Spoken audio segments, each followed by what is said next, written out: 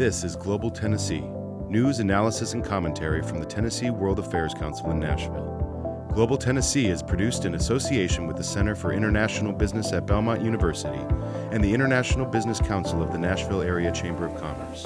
The World Affairs Council is a nonpartisan, nonprofit educational association, and the views expressed on Global Tennessee are those of the participants. Welcome to the August 26th edition of the Tennessee World Affairs Council's Global News Review. I'm Patrick Ryan. Today, Ambassador Dick Bowers, Dr. Breck Walker, and I will present top items in global current events and give you analysis and commentary. No fake news, no spin. Dick, Breck, good to see you in our new time slot here. Yeah, good to be back. Hello, everybody. Great to be here. We had a 2-week hiatus. Did you guys make good use of that time? Dick, did you make your trip to Antarctica? Was that your No, but I got grilled by Breck for an hour on a variety of international business fellows there. That was a good gig. And Breck, you get out of the house? You have any summer vacation stories? Well, not really. I was down in Florida with my son for a couple of weeks, my adult son, so you don't get to do that too often. And we remained friends throughout the whole time. So it's a successful trip. Terrific. Well, let's fill people in on what we got coming up on our webinar schedule. We got quite a busy schedule for the fall. We are presenting an Election 2020 series, which will hopefully inform voters on the top issues in global affairs that they should know about. And here's some of what we will be presenting. We'll also be doing watch parties on the evening of the Belmont presidential debate hosting at Belmont University here in Nashville. They will be hosting the third presidential debate on October 22nd. And our program, Belmont is our partner and host. So our program is in concert with that event. And we'll have host a watch party on October 22nd. And then November 3rd, we'll have another watch party for the election. So be on the lookout for those things on our calendar. Also coming up on September 2nd and 3rd, the World Affairs Council will be co-hosting, along with 6 other World Affairs Council, a major presentation on COVID-19, a global town hall, in cooperation with Radio Free Europe, journalists from around the world. Dr. Ezekiel Emanuel, the head of, he was consultant to the Obama administration on the Affordable Care Act. He'll be a keynote speaker, and we've got journalists from China, Russia, Iran, and elsewhere around the world joining us, as well as public health professionals. So take a look at that on our website as well. And lastly, let me remind everybody that the Tennessee World Affairs Council is a nonprofit organization. We invite you to join as a member or to make a gift to continue these programs being made available to you. Hey, Pat, can I jump in for a second and say last night's program that you moderated with former Secretary of Defense Perry and Plowshares, it was outstanding. And I would urge people to go to the website, right, which you can then watch it, and I guess it's in YouTube, or where is it? We have a channel on YouTube. It's youtube.com/TNWAC. And for those who are podcast listeners, we have a podcast channel on soundcloud.com/TNWAC, or wherever you get your podcast. It's listed as Global Tennessee. If you subscribe to the Global Very timely podcast. Topic on the whole nuclear business and who has their finger on what. So yeah, button, they right? they had it was former Defense Secretary William Perry and Tom Kalina from the Plowshares Fund, which is a leading organization dealing with nuclear proliferation. The two of them co-wrote a book called The Button, which talks primarily about the fact that presidents, and not just this one, but through history, have been the sole authority to release nuclear weapons. So it was a terrific webinar. I really enjoyed being part of it.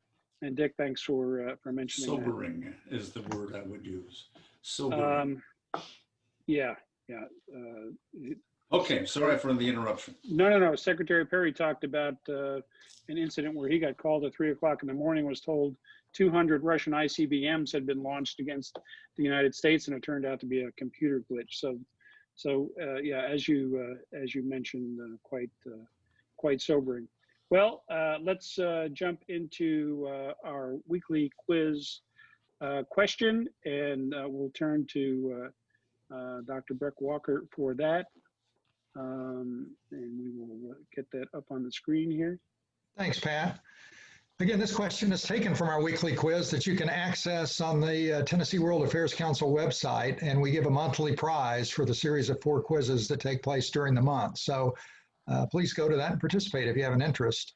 Anyway, today's question is, a German air ambulance evacuated this gravely ill activist and political opponent of Russian President Vladimir Putin to Berlin after he was stricken on a flight to Moscow. His aides claim he was poisoned before boarding the plane, a claim verified by German doctors. He has been active in exposing corruption among high-level individuals and in organizing protest. Who is this person? And the possibilities are A, Yaka Bazilj, B, Alexei Navalny, C, Kira Yarmish, and D, Pyotr Verzalov. And we'll have the answer at the end of the program today. Terrific, Thanks, well done.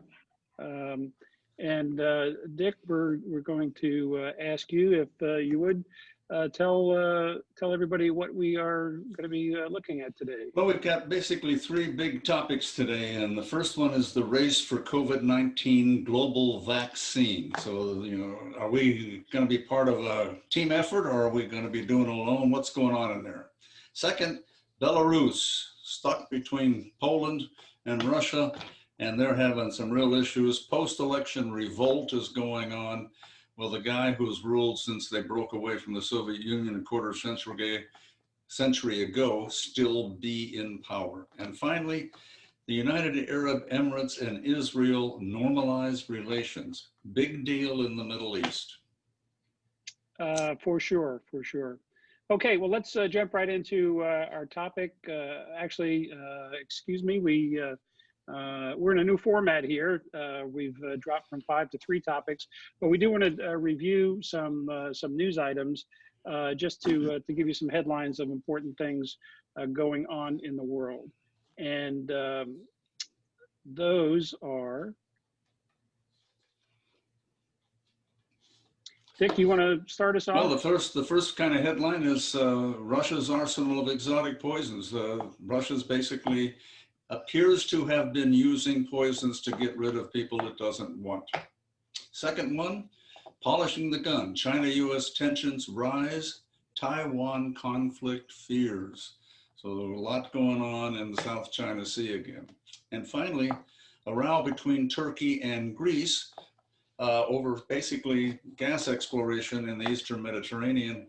And what's happening is that the European powers are backing the Greeks, mostly to the exclusion of the Turks, and there's tension over that. And I'll finish. You've got some too, Pat. Yeah, we got Iran has agreed to let nuclear inspectors visit key sites. The International Atomic Energy Agency is concerned about Iran enriching uranium and reconstituting a nuclear weapons program. So that's something to watch. BBC is reporting on that. Kim Jong-un, the supreme leader in North Korea, he appears well and in charge and is talking about coronavirus and other things. In the Middle East, the United Nations has said that over 10,000 Islamic State fighters are active in Iraq and Syria. So these are stories that we want to mention to you, and they should probably be among the items that you're reading as you keep up with current events. Okay, gentlemen, we're going to jump right in here with our first deep dive topic, and that would be the COVID-19 vaccine race. Breck, do you want to start us off? I'd be happy to. I'll give a couple of minutes of an overview of what's going on right now, and then we can all kick it around a little bit. it's, I guess, increasingly obvious that the only solution to this pandemic is going to be the development of a vaccine. And there are a large number of vaccines in development right now, as everyone knows. The WHO, the World Health Organization, says that right now there are over 400 vaccine and treatment research programs under study worldwide. And there are over 135 in preclinical trials, which means they're not testing humans yet, but that's coming. And there are 32, according to the WHO, there are 32 vaccines that are in human trials right now. And there are 2 that have been approved in their own countries for limited use, and that's one in China and one in Russia. So there's an increasing focus now that a vaccine is going to be developed, and we need to figure out the most effective ways to test their safety, to produce billions of doses in the shortest possible time, and then to figure out how best to distribute those vaccines on a worldwide basis. And I think that most experts out there are also suggesting that for the vast majority of the world's population, moving as reasonably fast as we can, we are still several months away, in the best case, from having a vaccine available to much of the world. And on the distribution side, there's some interesting things that are happening, and I think that's what we wanted to spend a little bit of time talking about today in the overview. Is this. There seems to be sort of a free-for-all competition emerging among the wealthier, more economically developed countries who are moving to secure vaccine supplies for their populations, which will leave the less wealthy countries, and perhaps in those countries, especially the more higher risk populations like healthcare workers and the elderly, those folks will be at the end of the line, the way things seem to be developing right now. And that is what happened a little bit with the H1N1 vaccine back in 2009. To some degree, and certainly in the early going, only the developed countries really got adequate access to the vaccine. And we may be heading that direction, at least in the early going, a little bit here when vaccines become available. Now, most of the leading vaccines are going to be produced in the United States and Europe and India and maybe in China. And certainly those countries that produce the vaccine, as well as those who can afford to buy it at large scale, are going to have an advantage in gaining access to supplies. And most Western governments, and I'd include Japan in that, are busy buying up doses, prospective doses to be produced in the future. They're busy buying up doses for their own populations. And the United States is certainly trying to take a very leading position in this competition. The United States government has funded significantly research behind several leading vaccine candidates. We have purchased prospectively 800 million doses of 6 vaccines in advance. And President Trump, I mean, this is an America First strategy. President Trump is, one analogy he used is that we are like the airplane passengers securing their oxygen mask. We need to get that oxygen mask on and get our own selves under control before helping others. And that seems to be the U.S. strategy going forward. Now, this American First approach is a different approach. Breck, I think that quote was that the people in the first class section are going to get the masks. And well, I think that was a response to his quote. Good point. Yeah. But this America First approach is a little bit different than or quite a bit different than the approach the U.S. has used in the past, when during previous pandemics, and I'm thinking of Ebola, AIDS, HIV, malaria, the U.S. has generally played a leading role in galvanizing an international response. Now, this time's a little bit different because U.S. citizens are directly at risk for the first time. But as everybody knows, the U.S. has announced plans to withdraw from the WHO. We have bought up a lot of the world's supply of remdesivir. I'm probably not pronouncing that right, but the drug that supposedly has some remdesivir. Yeah, that's it. Thank you. Some ameliorating effects on the virus, and we're going about trying to secure vaccine supplies for our entire population, and similar actions are being taken in Europe and in Japan, who are together securing hundreds of millions of doses prospectively for their population. Now, there is an alternative to this kind of distribution where every country's out for himself. And that is something that right now is organized and being called the COVAX Initiative, which is led by the WHO and a coalition of international health organizations, including the Bill and Melinda Gates Foundation.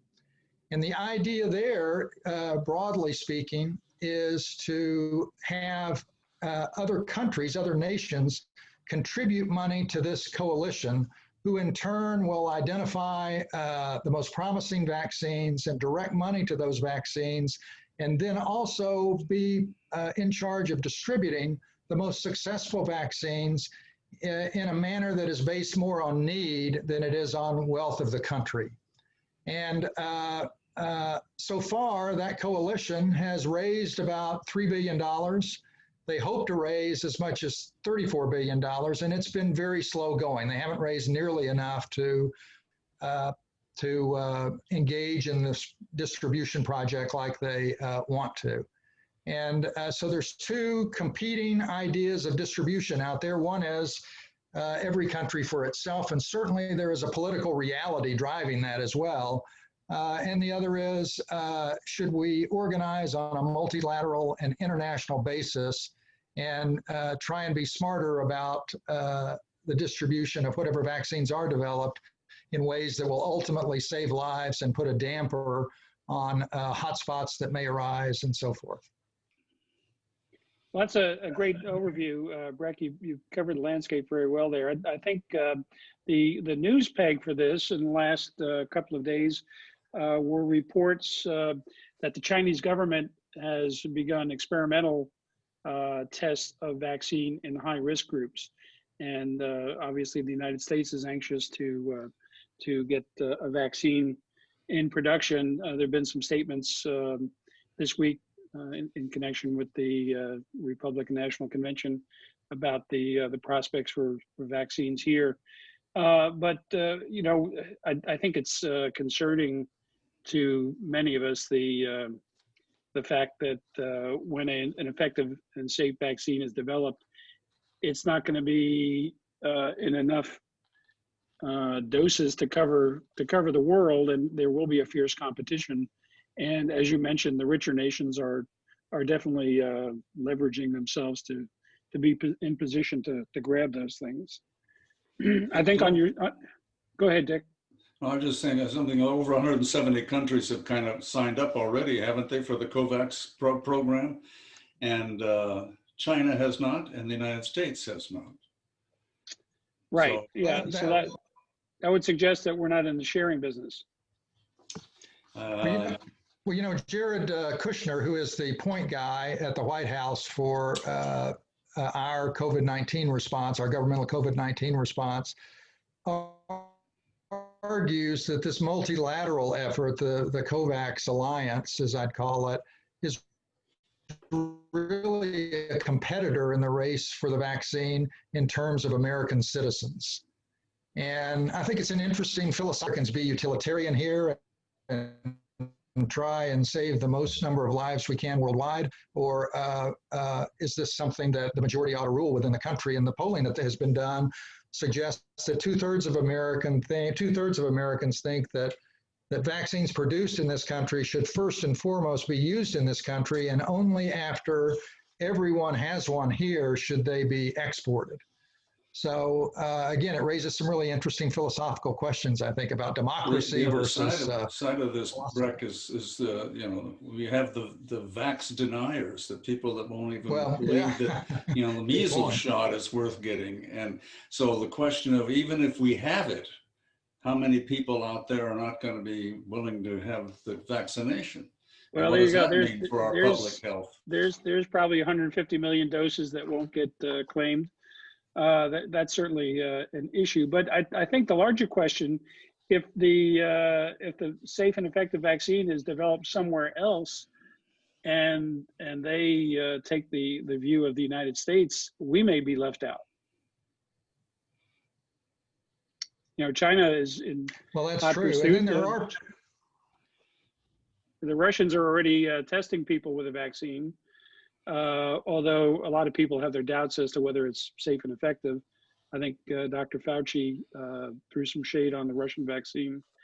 But you know, it's an important question here about sharing. I think this COVAX coalition is an interesting concept, and it is remarkable that only China and the United States are not signed up. Well, it's going to flush out to a certain degree. What kind of people are we? What are our ethical values of the people of the United States of America? It's my way or the highway, and hell with you, and I'm going to get mine, and block ourselves off. Or are we saying, kind of, yeah, we are all in this together, and let's figure out a rational way to use a product that we don't have enough for everybody to start out with. So we take care of healthcare workers, we take care of the most vulnerable. How do we do this? So it's going to be an interesting time. Well, China has certainly announced that if they're the ones to develop a vaccine that is effective, that they will treat that as a so-called public good and will share it with the world. But there's certainly a lot of commentators out there that think that that means China might share their vaccine with those where it would give China some geopolitical advantage and take it away from their own population, weighing those kinds of costs and benefits. But there's a lot of interesting balancing questions that have to be raised. Okay. Anything else, Dick? Nope. All right. Yep, I'm ready to get my shot so I can get out and do things. Pressing on, Belarus, the color of the Belarus revolution. I don't think we have a color yet, Breck, but you were mentioning that the 2016 protest, it wasn't quite a revolution, had the name denim or the jeans revolution. Jeans, yeah. Yeah. Because the protesters were basically young and wearing that kind of attire. But I'll throw one out. If the thugs from the Lukashenko government keep beating up people, maybe it'll be the black and blue revolution. Yes. Well, let's get into it and see where that comment originates from.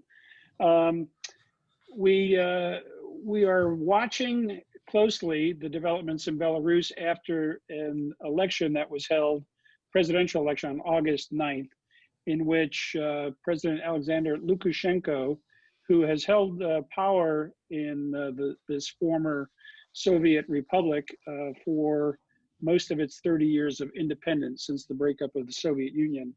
Belarus was one of the republics in the Soviet Union. And the election was widely claimed to be not just irregular, but an absolute sham, in that Lukashenko reportedly claimed 80% of the votes. Dick, you want to mention the opposition leader? Since you're Svetlana, yeah? You just call her Svetlana. No, Tikhanovskaya.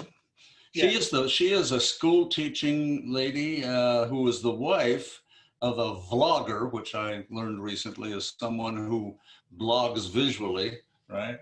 Videos. And was the candidate, and Lukashenko, the dictator president, shut him down and put him in jail. And so she basically stepped in to try to run. And a lot of folks say she won the election, but of course, Lukashenko was not given up.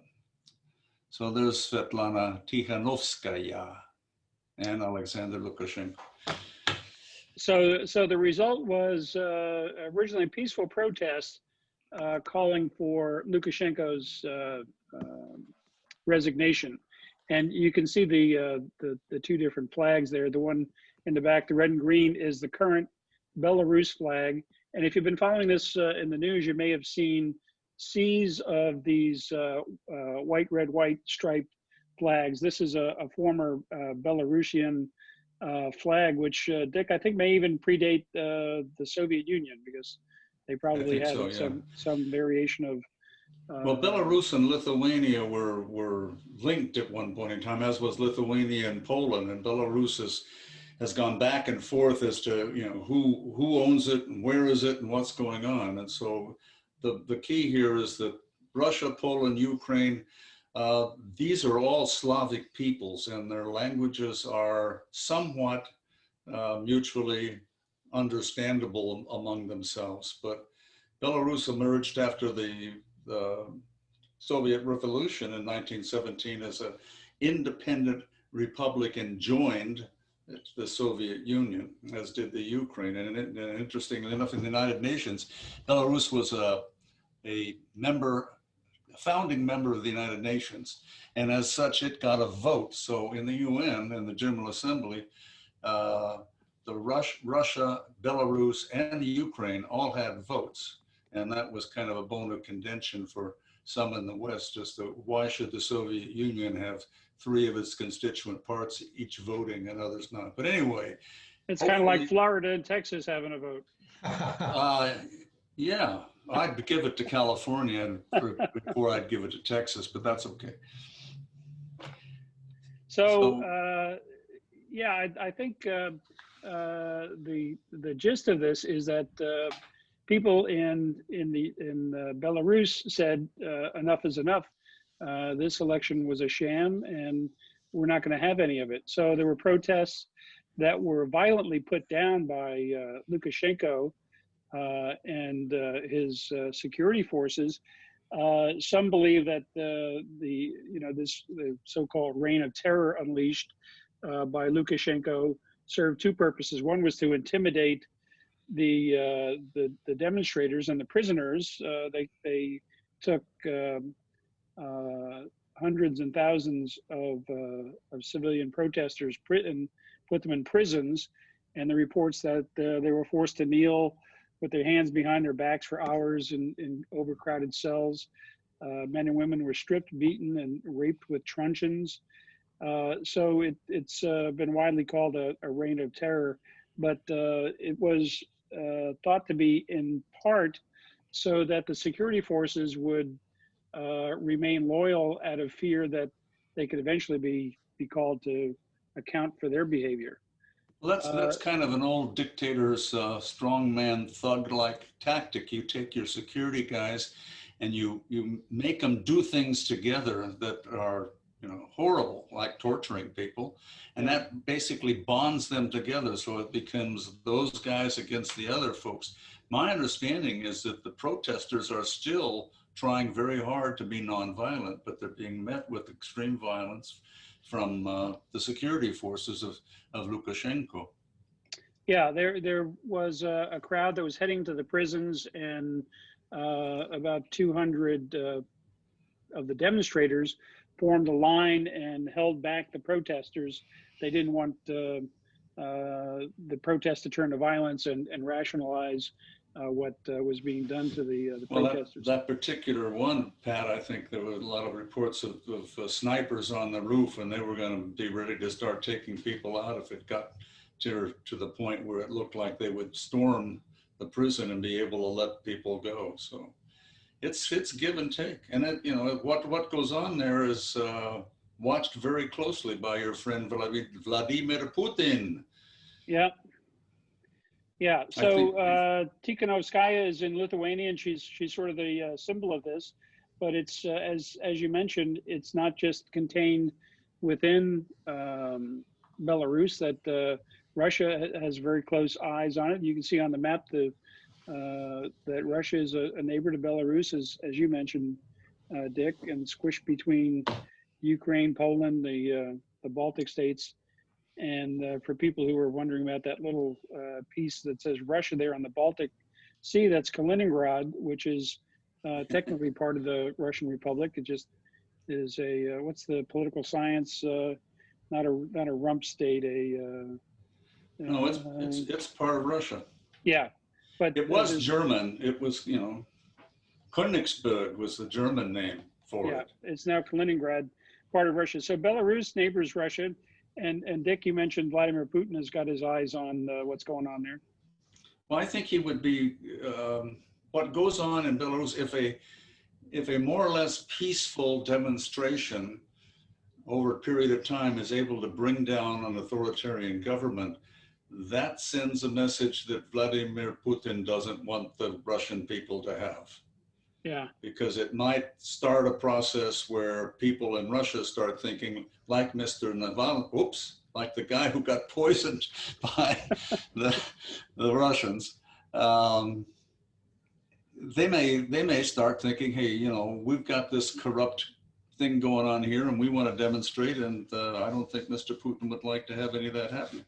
Hey, and Pat, if I could add a couple things on that too. The one thing that, or two things that make this situation, I think, interesting is one, by all appearances, the Belarusians want to maintain close relationships with Russia. There's been some polling done in the last couple of months, and there's a solid majority that does not want to turn to the West.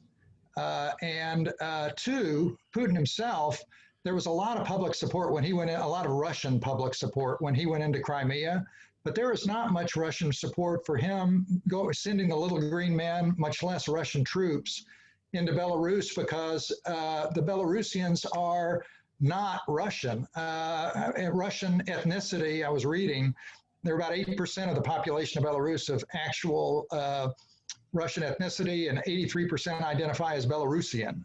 So it's a different situation, and it'll be interesting to see what Putin does. He certainly warned the EU and the United States, for that matter, from directly interfering, but he has not yet, to my knowledge, come out and given Lukashenko any direct support. He hasn't stated publicly that he wants him to stay in power and those kinds of things. So it'll be interesting to see how this develops. Yeah, there was a report a couple of weeks ago that Lukashenko threw in jail about 30 guys who had come across the border from Russia, and they were claimed, the Belarus authorities claimed that they were Russian special operators who were sent in to disrupt the election, and that there's bad blood between Lukashenko and Putin. But clearly, Putin doesn't want to see the West gain any advantage in Belarus, or demonstrators be successful, as you said, Dick. So this is going to be interesting to watch. The EU has indicated that they might sanction Belarus, but they really have no taste to get further involved in what's going on. Well, I think some of the EU leaders have saying, you know, basically Belarus is not European. It's kind of off there, almost on the way to Asia. It's not part of the European Union or the market, and has no intention of becoming that. But it's got a historic connection to the West with Poland and Lithuania, much more than with Russia. So I think you're right, Breck, that there is no kind of ethnic minority in Belarus that's saying we want to become part of Mother Russia. One other thing that, just putting on my optimist hat for a minute, I'm thinking that there might be an opportunity here for Russia, for Putin and the European leaders to actually work this out in a way that, in a small way, gets rid of the bad taste about what's going on in Crimea and Ukraine, because I think that if they could, and the opposition, by the way, led by Svetlana, and I'll leave it at that, but the opposition has publicly expressed their desire to stay in the, I think it's called the Eurasian Economic Union, and to maintain close relationships with Russia and so forth. So there might be an opportunity here for the right outcome, because the West would be for more democracy, but if they truly stand back and don't try and shift Belarus's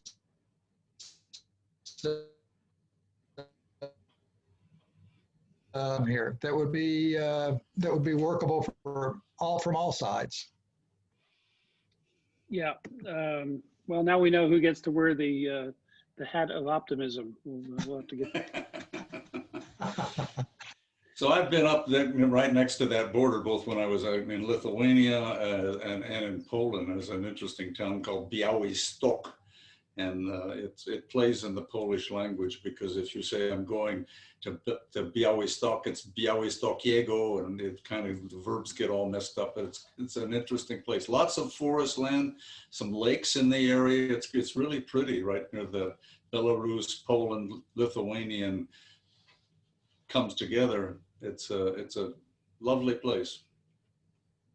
Well, hopefully we'll get to go visit And one Dick, of these does days. Belarus mean white Russia?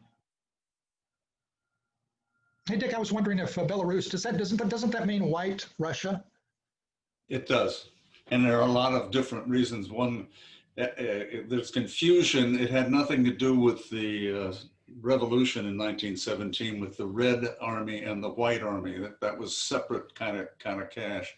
So if you go to Wikipedia, I think you can get 4 or 5 different reasons for why it's white Russia. But most people, I think, believe that it's because of the particular ethnic group that the Belarusians are, and they were called the White Russians rather than the other Russians or something. Interesting. Thank you. Yeah, a lot of interesting stuff there. Well, let's turn the page from conflict and revolt to something more optimistic. Breck, you will probably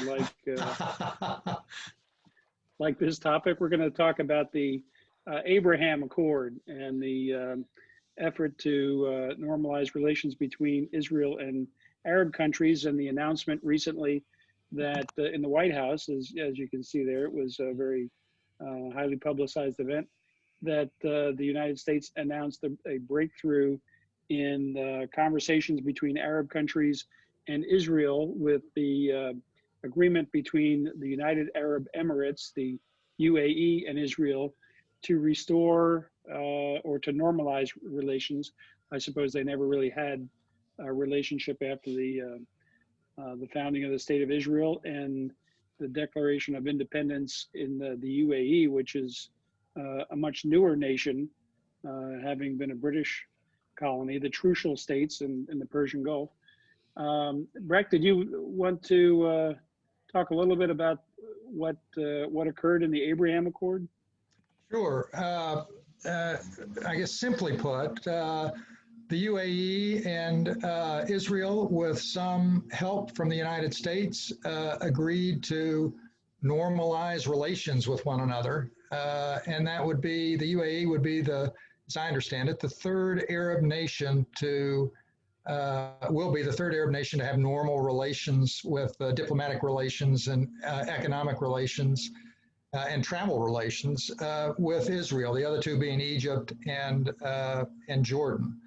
And at least as the Emirati government portrayed it, the quid pro quo for doing that from the Emirati standpoint was that Israel's and Netanyahu's plans to formally annex about 30% of the West Bank have been put on hold, or the Emirati government says that they stopped it, and that now there's a great opportunity for Israel to enter into negotiations with the Palestinians, and this is the step that caused Israel to pull back a little bit, and we'll see what happens from there. But I think that now the Palestinians, of course, recalled their ambassador from Abu Dhabi and had very critical things to say about this, that it was abandoning the Palestinian people and so forth. And another country that was very critical of it, of course, was Iran and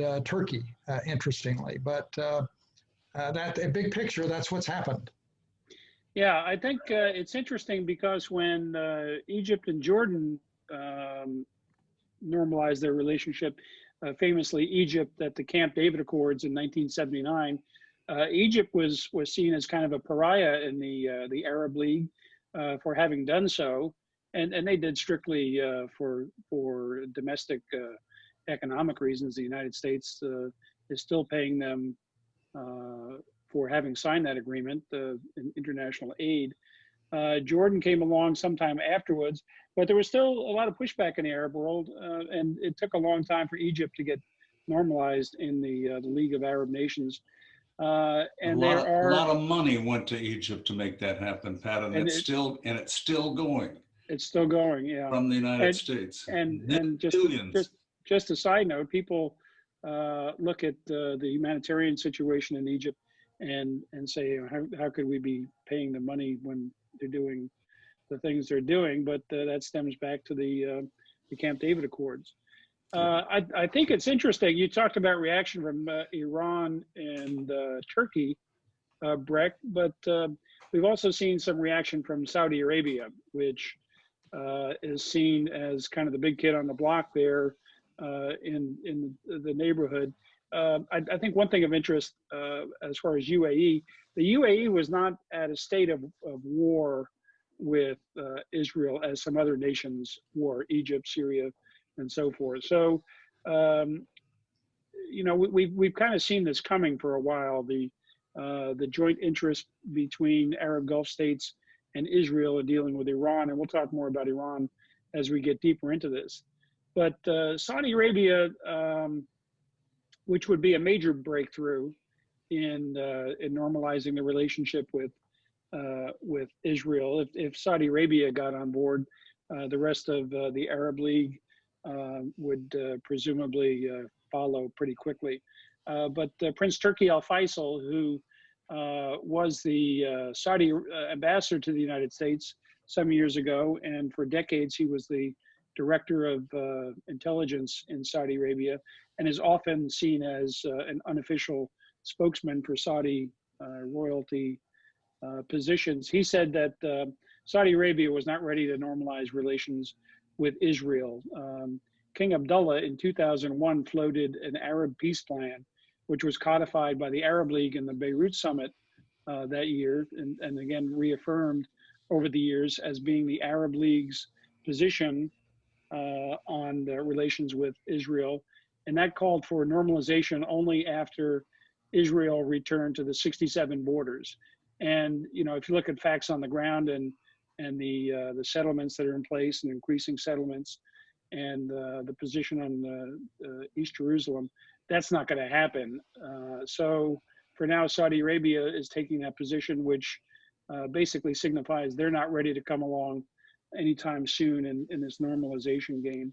There may be Israel and the United States may pick off one or two other countries in the process.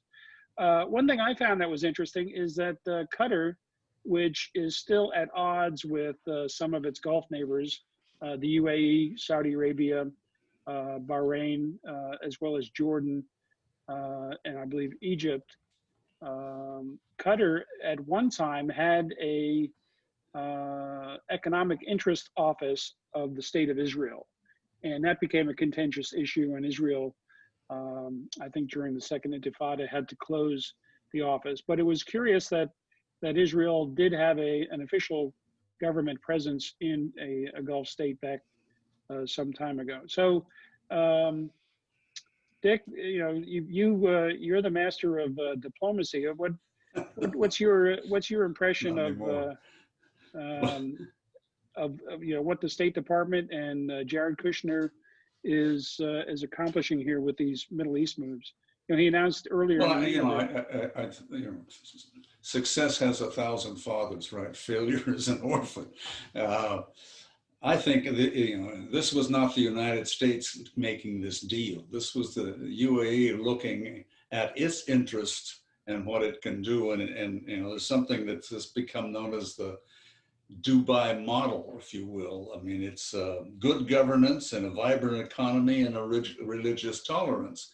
And they are hitting well above their weight in their influence and capabilities of influencing activities in the region. You know, interesting enough, but I think they have about 10 million people, about the same size as Belarus in terms of population. But they are a much more pragmatic governing body, and Mohammed bin Zayed is a guy that really has taken the UAE and made it a very nice place to live and work. So I don't know, I don't see other states jumping on the bandwagon right now. Part of the deal is going to be, you know, what the difference is between how the Saudis are viewing Iran and how the UAE is viewing Iran. The UAE were part of the Saudi armed force that went into Yemen and took on the Houthis, but they have left. So the Saudis are kind of on their own there and are probably getting ready to think about bailing as well. So I don't know, over you guys, what do you think is going to happen? Well, a couple of pieces of this that we haven't mentioned yet is that the deal overall definitely benefits Israel and Prime Minister Netanyahu, who remains in the clutches of this corruption investigation and accusations and potential. I think he's facing a court hearing, but he's been under fire at home for these allegations. And this definitely is a triumph for him in terms of boosting his reputation. A side issue that emerged after the agreement was that the United States has been talking with the UAE about purchasing F-35 fighters, advanced fighters that normally the United States would not sell to an Arab state because we have an agreement with Israel, something called the Qualitative Military Advantage, that we won't sell to an Arab state a military system that would be superior or equal to something that Israel is fielding. And it seems that I can't imagine this was a surprise to the Israelis, but once it was announced after the Abraham Accord was reached, Israel shot up their hands and said, wait a minute, you can't do that. And the Trump administration is perfectly content with going ahead. So it looks like the F-35s are going to go to the UAE, and we'll see if there's some, if that puts some credit on the ledger for Israel from the United States in exchange. Breck, hasn't the UAE done something with Greece about aircraft being trained on Crete or something like that? Yeah, which is kind of unique. We've talked a little bit about Greece and Turkey. Turkey is sending a vessel, and we're getting a little off topic here, but just to fill in what you brought up, Dick. Thanks for taking us off course here. There's want to get back on course? We can. There's contention in the Eastern Mediterranean over gas deposits, underwater resources, and Turkey is about to exploit those, and it's an area that is under contention with Cyprus, Greece, and Turkey. A number of Western allies are on the side of Greece and are warning Turkey not to do it. The UAE is on the side of Greece and has sent fighter planes to Crete, where they presumably will pose a deterrent force to Turkey from doing anything.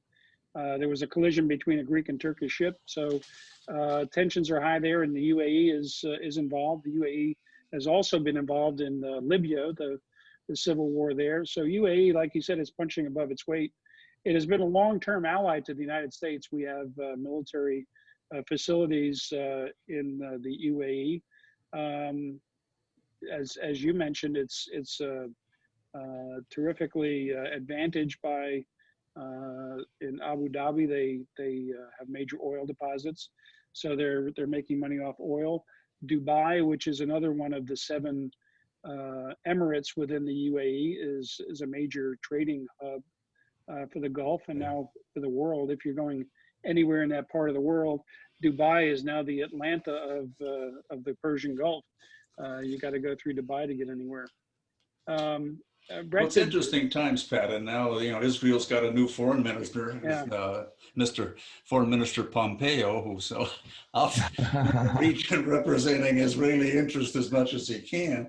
So we'll see what happens here. It's going to be.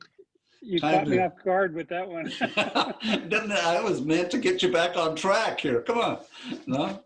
Hey, Pat, I wanted to say one more word about Mohammed bin Zayed that Dick mentioned earlier. He's, as Dick mentioned, he's the crown prince. It's his older brother that currently is president of the UAE. But MBZ, as they call him, the counterpoint to MBS in Saudi Arabia, he is seemingly running the show there from a military standpoint, foreign policy standpoint, and so forth. Time magazine called him earlier this year one of the most powerful men on earth. That's a quote. And so he is somebody that is responsible, I suspect, for their aggressive foreign policy, sometimes their aggressive military action. He's very much an authoritarian. He's been in opposition to the Arab Spring, for example, to most of the movements in the Arab Spring. But curiously, at the same time, the UAE is one of the more culturally tolerant places in the Middle East, and as Pat said, has an active tourist business and so forth. But MBZ is somebody I think we're going to hear more of in the future, and I just wanted to say that. I think you're right. And there's a nickname, I think, Pat, you guys know better than I do, but referring to the UAE as Little Sparta. Right? I mean, and it's got a military that's probably one of the best for its size in the whole region, and they have been, doing things on their own, not necessarily in coordination with others. For example, they have an embassy in Damascus, and the other kind of Gulf guys don't have anybody there. So they're marching to their own drum. Well, Dick, I'm just hopeful you're not resentful that he took your title of the most powerful man on earth, or was that the most interesting man on earth?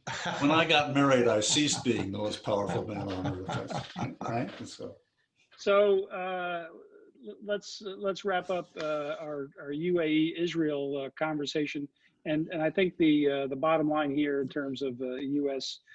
interest is that the UAE and the Gulf states, along with Israel, form part of the alliance that the United States is putting together for maximum pressure on Iran. So we can't ignore the Iranian piece of any arrangement with our Gulf allies.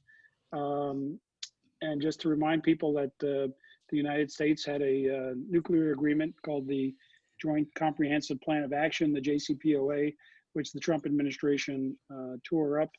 And in the meantime, the State Department has orchestrated a campaign called Maximum Pressure to get Iran to do 12 specific things dealing with their provocations around the region, their military missile plans, and so forth. Iran has responded with the maximum resistance campaign, and we've actually exchanged blows. You recall back in January that we killed one of their senior leaders at the Baghdad airport, and they responded with a barrage of surface-to-surface missiles at bases where U.S. forces were held. So we're at odds with Iran, and so are our Gulf allies and Israel. So that's where we are on that. Any questions from our folks in the audience today? Now's the time. Please feel free to drop those in there. Dick or Breck, any last thoughts on UAE-Israel, Iran? I wanted to make sure that if it's all right, that Dick was aware that the National Security Advisor, Robert O'Brien, as part of the announcement of this UAE-Israel coming together, thought it would be perfectly appropriate to nominate President Trump for a Nobel Peace Prize. Oh, you're Breck, you're asking for trouble now. I think that's no comments. I'm done. I have been watching a lot of other television the last couple of nights. So reruns of Law and Order. I think that's actually reruns of the White House in the good old days when it was actually functional, right? So. Okay. Well, let's move on and wrap things up here. We've still got Breck. You're up, and I think you have no trouble pronouncing this one. Okay, let me just, I can't quite read that let me just do something real quick so I can see it. Anyway, the answer to the question was, who was it, the opposition leader in Russia, who was it that was poisoned allegedly by the Russian government? And the answer is B, Alexei Navalny. All right. Well, thanks for that. And I think that about does it for our return at a new date and time, Wednesdays at 1 o'clock. We'll be here every week and bring you the unvarnished, no fake news, no spin.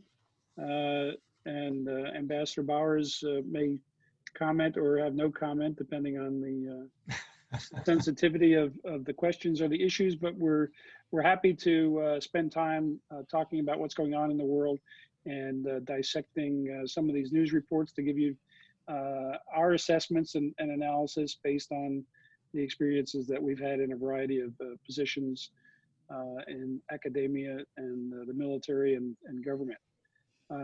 Breck, Dick, any last words before we go? See you next week. All right. Well, thank you, gentlemen. It's been a pleasure as always, and we will see you all soon. Everybody be safe, and thanks for watching.